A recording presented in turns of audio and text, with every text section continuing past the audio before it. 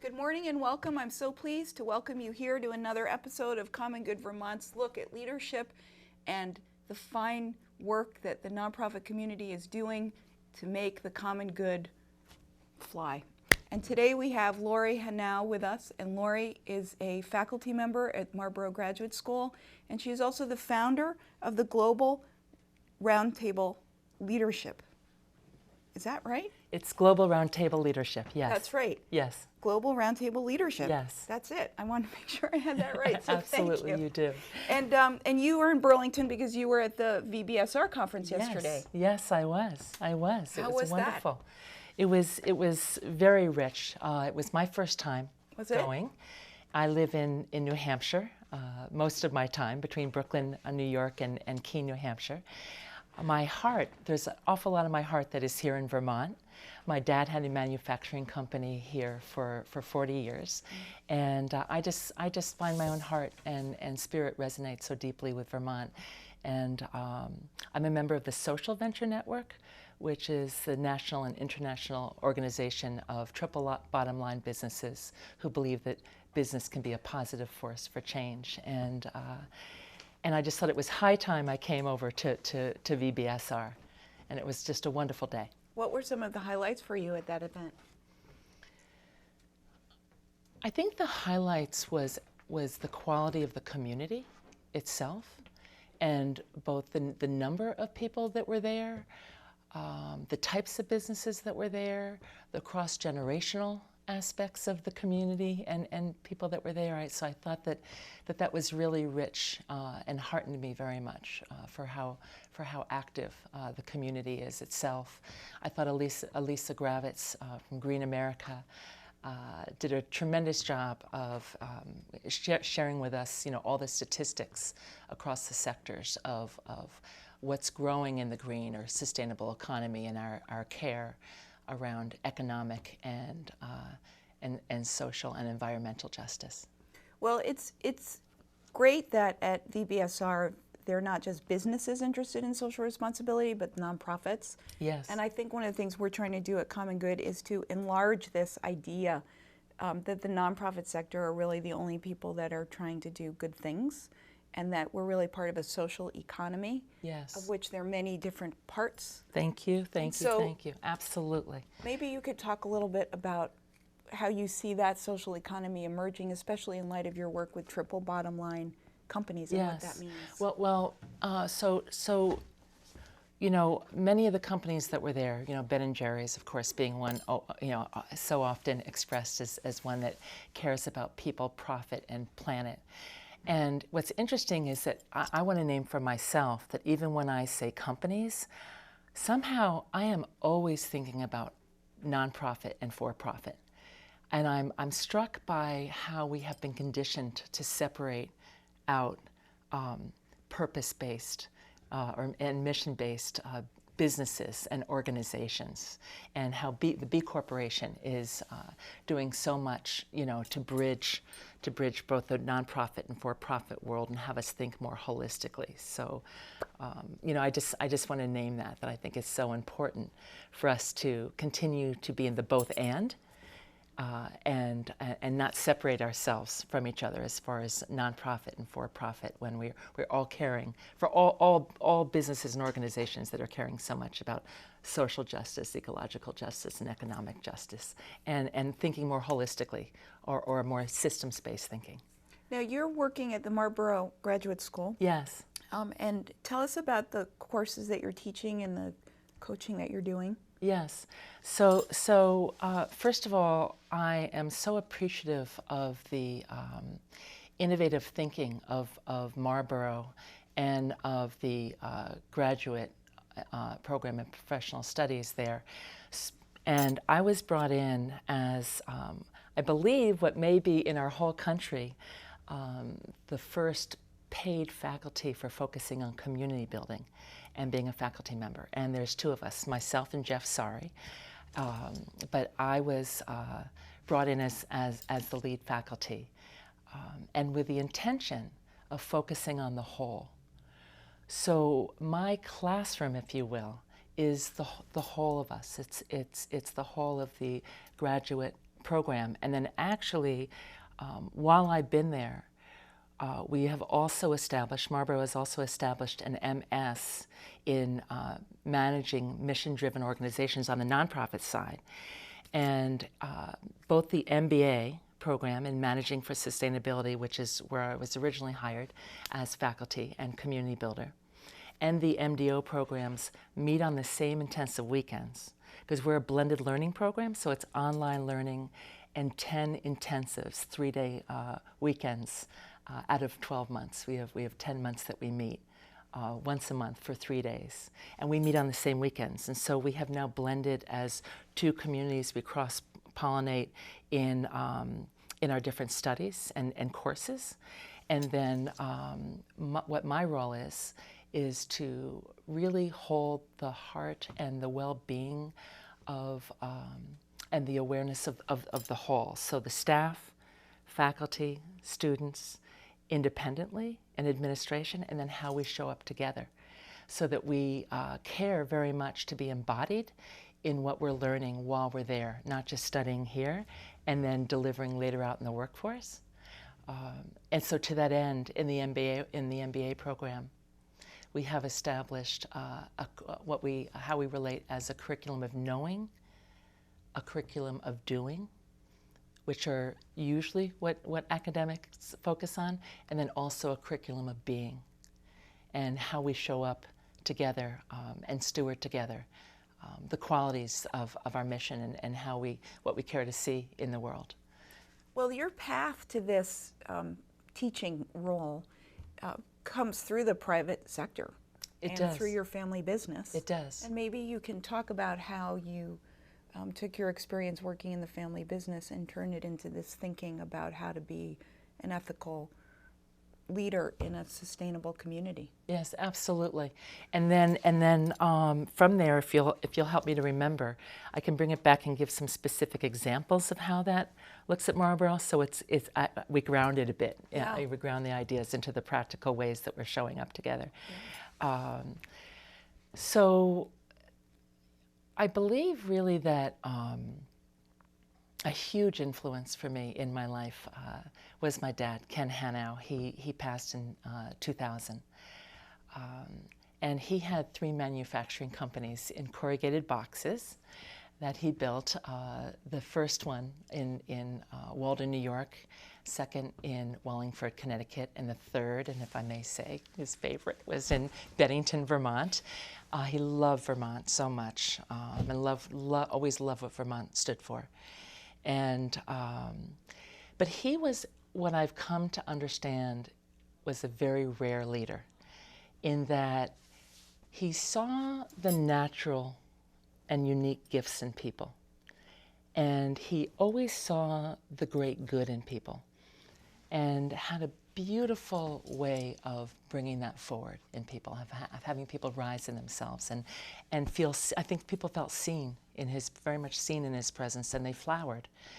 And so he built cultures or environments that were so thriving, and where typically in manufacturing language you have the back of the house, which is the plant floor, and the front of the house, which is often sales and administration, can be highly competitive and very jealous of each other, sometimes even resentful, and but a lot of disconnection.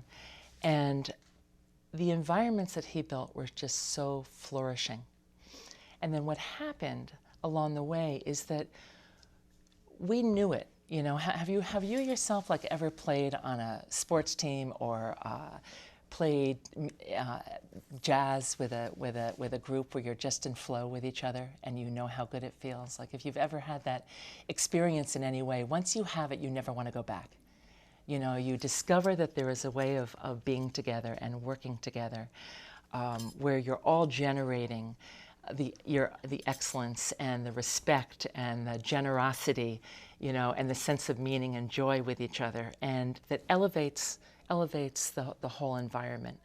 So what happened is we didn't even talk about it a lot at that time. It was before the articulation of mission-based companies and before the articulation of triple bottom line companies and social responsibility. And this was just naturally the way we showed up. I jumped out of bed every day to sell corrugated boxes. And my father had the total belief of, and commitment, the genuine commitment to congruency. And what I mean by that is that he treated his family the same way he treated his employees, the same way he treated his suppliers, you know, the same way he treated everyone in his life, that there was a deep muscle in him for high regard of people and the quality of relationships. And so we thrived. We thrived. And then I had the experience of, we sold his company, and I went on to become president of a ceramics manufacturing company. And the products there were very, very beautiful. You know, the people were wonderful in many ways, but the leaders did not value relationship. And there's a term called a fear-based culture. And I became very fascinated because I gained about 30 pounds within the first 6 months of being there without changing my diet. And I just had a visceral experience of the different environments and ecosystems that we build with each other, and that business, whether it's for-profit or nonprofit, or where we show up in organizations with each other, is where most of us are spending most of our lives. And the difference in the environments and therefore the quality of creativity that was in both spaces, or lack thereof, the quality of heart, of dignity, of respect, or lack thereof, was so profound that is what set me on my own path of deciding I didn't want to run any more companies. I wanted to support leaders who care and the environments and structures that they build and are responsible for. And is that how you came to start the Global Leadership Roundtable? That is exactly Global Roundtable Leadership. But everyone does that, everyone. But yeah, and yes, that is, that's exactly right. And why do you call it Global Roundtable Leadership instead of Global Leadership Roundtable? You know, at the risk of sounding esoteric, I think that there's something about the global and the round table and the circle, even, that has the emphasis for me on leadership. Mm-hmm. And in every place where I'm given the privilege of going in and working on shared leadership and doing culture work, whether it's on the for-profit side or the nonprofit side or at Marlboro in an academic setting, I feel that it's about integrating the qualities of reciprocal relationships and building the muscles of mutual respect and trust and generosity into organizational or hierarchical settings. And so when that's happening, when there's a reorientation of the way we're relating, that it completely opens up what's possible in the space in how we are able to show up with each other. And so does first of all, is that clear? No, that makes sense, Okay. because it sounds that the emphasis is on the roundtable, which is the shared power and the Yes. shared relationships. Yes. And that leadership comes from that. Yes, and I just personally, I believe that when we were originally establishing our structures of how we work together, and particularly maybe in entrepreneurialism, but anywhere that we organize and come together in groups, I believe that we innocently have not understood the genius that resides in our humanity, the absolute genius that resides in our humanity. And so we have met through an idea or a mission. And then we have gathered people and attracted people around that idea or that mission for output, right? Whether it's the purpose of the mission, whether it's a product. I think that we forgot or we didn't understand, we didn't understand the absolute importance and richness of what happens when on the front end, when we walk in the door, which is what I experienced, every day for 10 years within my father's organization, and I know that other people experience for 40 years, when first and foremost you meet through your humanity and our equality, before roles, status, and expertise. And so it's in no way, it's the both and again, it's in no way to have disrespect for roles or to say that roles don't matter. Roles are the bones of an organization, right? And to take Marlboro as a school, it's very important to know, who's administration and why, and who's faculty and why, and who's students and why, and who's staff and why. Very important.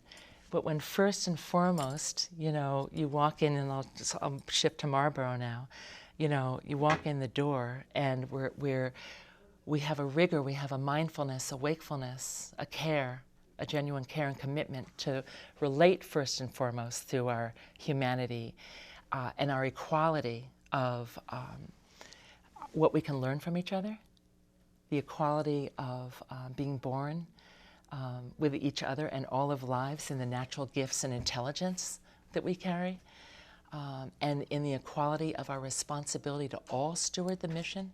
Together, we are all equally responsible for stewarding the mission. If you're my boss, it's not more your responsibility than mine in this kind of a culture. I'm not sitting back, and that when we show up that way, that again, it brings us alive, and in my experience, our creativity, and, if you will, our nobility or our dignity and respect, and our joy and sense of meaning just completely rises, which I see over and over and over again when there's this reorientation of how we relate. And so at Marlboro, what we have done with the community building piece, so in one of the in the coursework, there is PLD, which is Personal Leadership Development. And at Marlboro, we see like a Super 8. So I'm going to do it this way in the air. A Super 8 where we're committed to personal transformation, personal development and growth, and responsible for that individually. Connected to collective transformation and collective growth. And for us to be awake and aware to our impact on any group and the group's impact on us, and our commitment to elevate any space that we're in together as a group, or to leave the better for having been together. And so that does not mean that we don't have challenges, but it means that we have a willingness to be uncomfortable in order to sit and turn toward each other and work through things together. We have a commitment to care and not close down our hearts and disconnect from each other. So there are certain qualities and ways of being that we have articulated. Those are a couple of them. A commitment to be open, a commitment to be curious, a commitment to respect our expertise, but we are so conditioned in most leadership settings to come from our expertise in a way that actually, over and over when I talk with leaders privately, people privately who consider themselves as to be leaders, there is a haunting and a swallowing and can be a fear and a terror of what they feel they're supposed to know, and that they're supposed to be the expert in a way that completely disenfranchises them and disconnects them from others, and reduces the vulnerability and the openness and the humanity of the situation, and makes everything smaller. Because it's all becomes about ego rather than about Yes. getting the wisdom from the group to help Yes. solve the problem. Is that right? Which most leaders don't want either. Mm-hmm. But we're so conditioned to think of leadership as expertise. Right. And so again, in the culture of Marlboro, to use that as an example, we think of leadership of how we are leading in every moment, that leadership is not situational or positional, but it's being awake to the impact we're having on each other and all of life in every single moment, with our behavior, with all that we are, with our presence, and with all that, and with our activities, all that we're doing. And so we're building the muscle of that awareness individually and collectively, so that we're aware of our individual presence and our collective presence together. And therefore opening to our creativity and hopefully our great goodness and our great genius. And hopefully then productivity as an organization or profitability comes from that, it sounds like. Oh my goodness gracious, right? When we're in thriving environments, we are accessing our greater wisdom and genius, and we are so creative. We are so creative. I mean, humans are so creative, right? And so the commitment to build a mindful space of openness where we are accessing our creativity and our genius. One of the things that I saw when I was selling corrugated boxes, and I was in and out of so many publicly owned, privately held, small, large, diverse organizations, I would see in the eyes of people where there was an imprisonment, where people felt stuck in certain aspects of culture, or where the leadership where it was not a thriving place to work. Mm-hmm. And it shows in the eyes, right? I gained 30 pounds, but it also shows in the eyes, and that began to haunt me. How often I saw that and thought, why is Vermont Container so rare? Why is my father's leadership so rare? And I think that really has been a driving force for me, is how do we create different ecosystems and environments that gets at the thriving. And I just want to name that last year, Harvard Business Review put out yet another article on the Gallup group and a poll that they had run, and around employee engagement in our country, and that 2/3 of employees feel disengaged at work. Mm. And that that in the statistics and the research that they did, that this accounts for $450 to $550 billion a year that is being spent on our illness and on people leaving companies, and then what it costs to have someone new come in. A year, So we are not well. So we are not well. When you teach at Marlboro, we were going to talk about some examples about how we can cultivate this sense of connection between people and across roles and status and within organizations. And building community essentially is what you're talking about. Yes. So how do you teach people to do that? How do we do that in an organized way? And so a lot of my teaching there in this dynamic for what I'm responsible for is through modeling. It's also through looking at how do we infuse this into all that we're doing. So we start with a circle.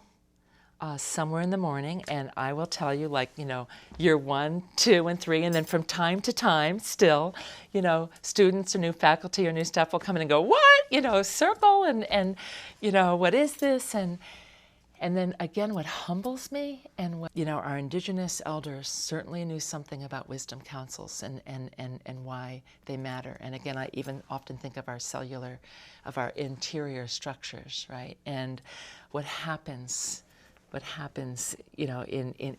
a circle, what's taking place in the healing and intelligence of a circle design. And so we have made a commitment to meet for 50 minutes each day, somewhere in the day, on Friday mornings and Saturday morning and Sunday mornings. It's typically in the morning or right after lunch.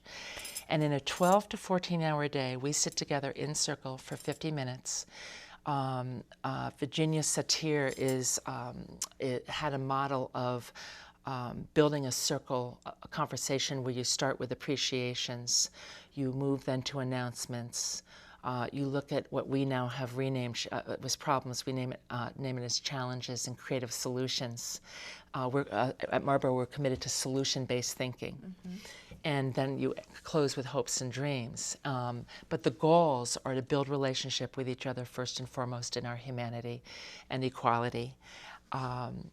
another goal is to have ritual and ceremony together. That's one of the places, one of the many places that we have ritual and ceremony at Marlboro as a community. So we're playing in celebration and celebrating together also, and honoring changes in ourselves and in the program in different ways.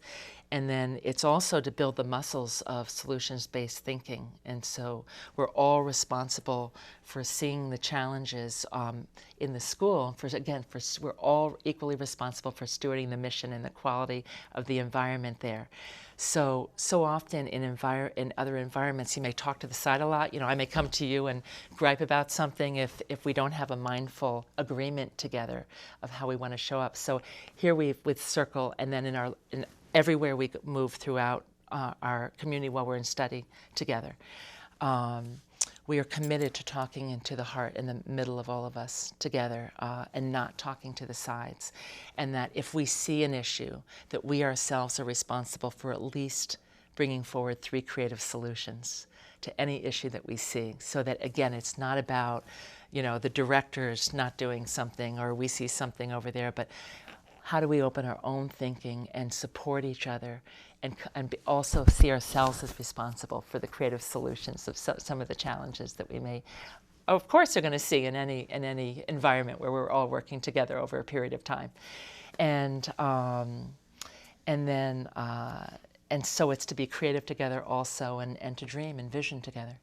So those are some of the purposes of Circle, and it's the one place where we come together as a whole, so that we're literally in practice of staff, administration, faculty, and students coming together and being together for that 50 minutes. And that 50 minutes a day completely, again, has us remember, has us build these interior muscles of these ethics and these ways of being together, has us in practice. And so that is another aspect of the school that we have, sorry, not the school, but these 2 programs, the MBA and MDO programs that we have built, in that we see ourselves, we've reoriented to be a learning community. And this is also the work I do in for-profits and nonprofits, where there's a reorientation around meeting first through our humanity and our equality and our collective wisdom, and a reorientation of not only being the experts, but that we're also a learning community and a community of practice. That we're not always going to get it. We don't know everything all the time, and that we practice together, and that we may forget.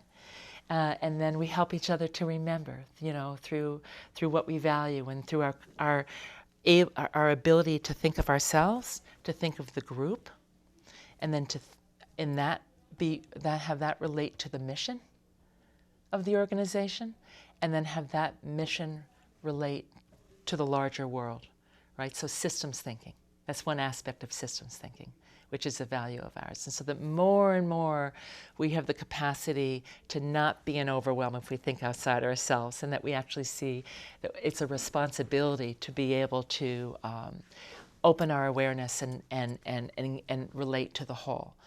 And so we practice. Another way that it has shown up is in our faculty meetings.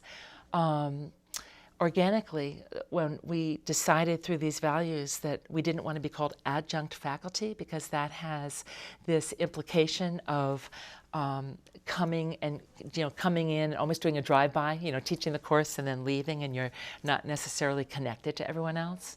And so on our own, which I did not drive, it was not my idea. Again, my responsibility is to support everyone's strength and our collective strength. It's not for me to drive any of the ideas. I find that when that environment is supported, we know what to do. It's all there. We have everything we need. And so someone, had an idea that we all got really excited about and had a sense of meaning for us, that we relate to ourselves as faculty partners. And that if any of us are teaching, even within 3 hours of Circle, that we will go there early or stay late and show up to be embodied in being a part of the whole together. Another way it shows up is that in a lot of academic settings, there's resentment if you come into each other's classrooms. And Our classrooms are open, so prospective students, family, different faculty, administration, staff, if they're curious, are welcome to come in. And so we have open flow everywhere, while again being wakeful and respectful of what's happening in the space. And then another way is that we give each other direct feedback and practice that. So what are the skills? What's the skill building that's needed to give direct feedback to each other? How do we break down the conditioning of hierarchical power? And how do we not swallow or stay intimidated if as a student I'm giving feedback to a faculty member? We have a 1-3-7 rule where we go one day immediately if we can. Some of us are slower processors, so try to give that feedback within 3 days, never longer than 7. If it's longer than 7, the issue is not out here, it's in here. And what's my own inner work to do? How do I have the capacity to look inside and be self-responsible for where I'm triggered, you know? And so that everywhere, like we're seeing in the classrooms, that the students are working more powerfully and effectively together, that teachers and students are working more powerfully and effectively together. It's an honest space. When a prospective student or guests come in, like we all get up to greet them, like, so, you know, there can be a flooding because everyone feels responsible for greeting and welcoming the people who come in, and we all have ownership of that, so that people don't feel isolated.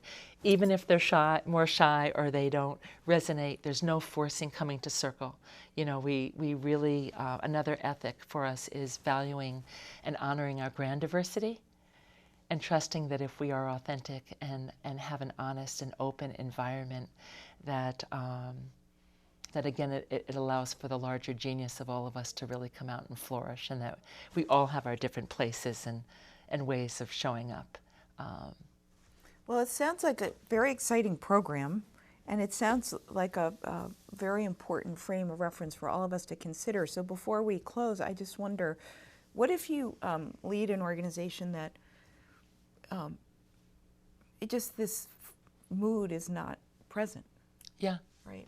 Yeah. And you as a leader feel that it would be difficult to introduce it, because it's just a new way of doing things and everyone's kind of tired of all the new ways of doing things. Yes. How do you start to shift a culture? I mean, it would have to be slowly, but how do you start this work? Yes, thank you so much for that question. I so appreciate that question. You know, community builders, it doesn't ever seem to be a name that really gets at it, but maybe it's because it's newer thinking. And before answering your question directly, I want to fan out to say I do think that this is in the larger zeitgeist, if you will, and that there is an acknowledgement and a desire to build more of a multi-stakeholder engagement, or shared leadership is another way of saying it, and even IDEO calls it human-centered ecosystems, where there's not only a focus on the outside customers or mission-based, what the work is outside, but what's the rigor on building healthy environments inside any for-profit, nonprofit, academic, like any environment, any inside system. And so many are grappling with this. I was just, many are grappling with this, many different organizations. I was just going to name someplace I was, but I'm not sure whether I have permission to do so, so I apologize for taking that back. And so I think it starts with that humility and openness in the leadership, and a willingness to explore and to see the whole, and to value the whole. But I also often tell, so many times I see it may not exist in the leadership, that the awareness of the consciousness at the time. It may exist in the semi-consciousness, but not the habits maybe in consciousness of the leader. So I am always encouraging people anywhere in the system to see themselves as leaders, with even one or two other people, that are stewarding the mission and to bring this to the leadership or bring this into the community in some way as a possibility. And so I think it is a willingness to reorient, and whether it's having a culture group that self-organizes because they feel inspired to steward the culture of the organization. So sometimes I think a multi-stakeholder culture group, a team, you know, that gets organized within the organization.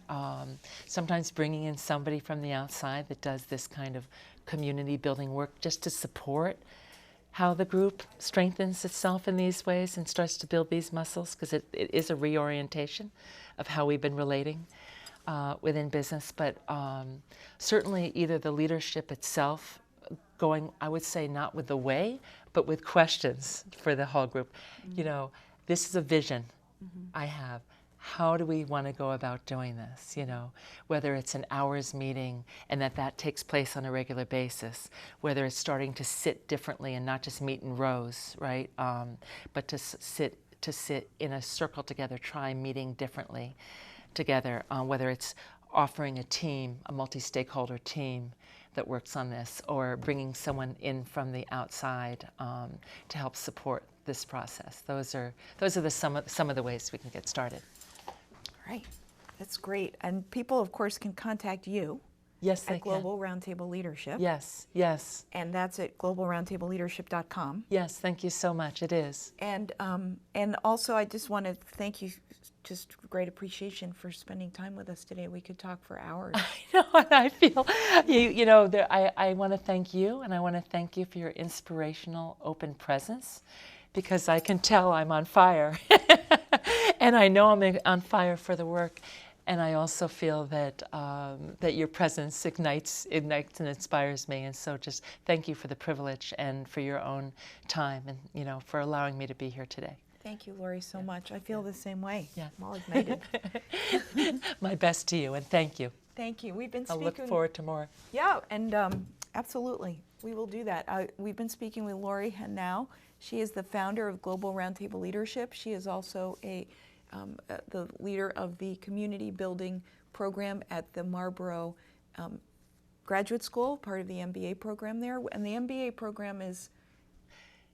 It's Managing for Sustainability, and then also the MS program, Management of Science, is Managing Mission-Driven Organizations. Which would be that's the nonprofit, right, on the nonprofit side. And you know, of course, Marlboro also has a certificate program, which is a wonderful program, shorter, less intensive, but certainly incredibly rich.